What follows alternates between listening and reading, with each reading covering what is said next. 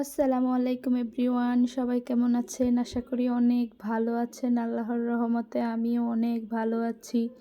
বলেন তো কোথায় চলে যাচ্ছি? যাই হোক, যেখানে খাবার আমিও সেখানে। যাই হোক, আজকের কাহিনীটা একটু ভিন্ন।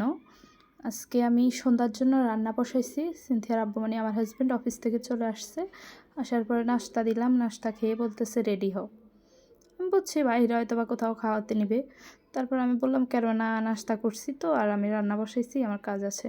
বলে না না না, রান্না পরে করেও, এখন রেডি হও, একটা সারপ্রাইজ আছে। আমি বললাম সারপ্রাইজ, আচ্ছা চলো একটু পরে যাই। কয় না না, এখনই রেডি হও। পরে আমি মানে যেতে চাইলাম না। পরে বললো যে একটা বিয়ের দাওয়াত আছে। কেমনটা লাগে বলেন তো? মেজাজটা খারাপ হয় না? নাস্তাও করলাম, তারপর আবার রান্নাও করলাম, তারপর এখন দাওয়াত খাইতে যাইতেছি। পরে আচ্ছা যাই হোক, জল্পনা কল্পনা সব একপাশে রেখে তারপর রেডি হয়ে চলে আসলাম। আসার পরে আমার মেয়ে দেখেন কি সুন্দর অনেক অনেক খুশি হয়ে গেছে উনি, অনেক দুষ্টুমি করতেছিল। যাই হোক, এরকম দৃশ্য দেখলে সব মাদেরই ভালো লাগে। যেটা বলতেছিলাম, যাই হোক গেল শীতের সিজন, অনেকগুলা বিয়ের দাওয়াত পড়লো গ্রামের বাড়িতে এবং ঢাকা শহরেও। একটা তো যাওয়া হয়ে ওঠে নাই, যে এই কারণে সে কারণে। আবার আমার হাজব্যান্ড একটু অন্যরকম, উনি বিয়েটি একটু পছন্দ কম করে, যে লোকজন যেখানে বেশি, একটু ইন্ট্রোভার্ট টাইপের। তারপর যাই হোক, সব মহিলারা যা করে আর কি। আমি মানে অনেক কথা বললাম যে যাইতে পারলাম না, এই সেই হ্যান ত্যান। ওটা বলতেছে যে তখন যাইতে পারো না, এখন শোধবোধ করে দিচ্ছি, এখন চলো আমার সাথে। যাই হোক, উনি আমার জন্য একটু শুকনো খাবার নিয়ে নিচ্ছে, যেহেতু আমার বেবি আমার কোলে থাকবে খাওয়ার সময়, ও একটু লাপালাপি করবে, এই কারণে প্রথমে আমার জন্য শুকনো খাবারটা নিয়ে নিচ্ছে। পরে অন্যগুলা ট্রাই করবো ওদের কাছে দিয়ে বাচ্চাকে। যাই হোক, পরে আমাকে দিয়ে দিচ্ছে এগুলা। সব মারাই হয়তো বা এরকম, বাচ্চাকে আগে রেখে তারপর সব। আমি একটু অন্যরকম ছিলাম, এখন বাচ্চা হওয়ার পর মানুষ চেঞ্জ হয়ে যায় না, এরকম আর কি। যাই হোক, তারপর আমি শুকনো খাবারগুলো নিয়ে নিলাম, একটু ঢং করে খাইতেছিলাম। এখানে আরেকটা ভালো কাজ করছে, মহিলার জন্য এক্সট্রা একটা রুম বুক করে নিছে, যেখানে শুধু মহিলারা থাকবে। তারপর ঢং করে খাইতে গেলাম, বাচ্চা টানাটানি করতেছে। পরে এইবার চামচ টামচ রেখে খাওয়া শুরু শুরু করব। চামচ দিয়ে আর পোষাইতেছে না। আর যাই হোক, এই তো হাত দিয়ে শুরু হয়ে গেছে। আমার খাওয়ার পাকে দিয়ে আমার টুনটুনি পাখিটার একটু খাওয়াই দিচ্ছিলাম।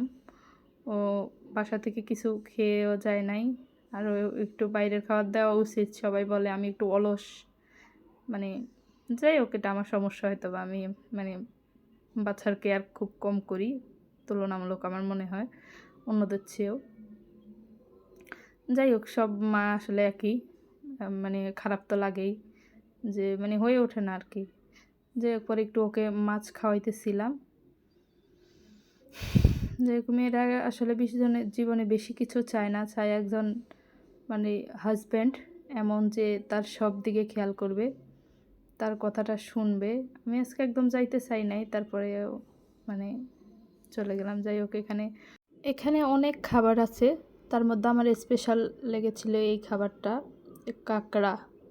কাঁকড়া সব জায়গায় পাওয়া যায় না, মানে সব জায়গায় দেয়ও না এগুলা, সব বুপে এটা পাওয়া যায় না। এখানে তো দিল, জাল ফ্রাইও দিল, আবার দিল। যাই হোক, আমি আমার জন্য একটু ফ্রাইড রাইস নিয়ে নিচ্ছি।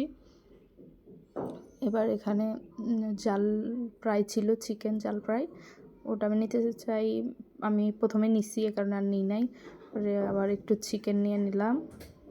যাই হোক, পরে সব নিয়ে এখানের গরুর মাংসটা আমার কাছে একটু স্পেশাল লেগেছে, গরুর মাংসটা অনেক মজা ছিল। যাই হোক, আমি একটুখানি গরুর মাংস নিয়ে নিবেও। নেওয়ার পরে একটু চিকেন ফ্রাইও নিছিলাম, যাই হোক ওটা ভিডিও করি নাই। তারপর নিয়ে খাওয়া শুরু করে দিলাম।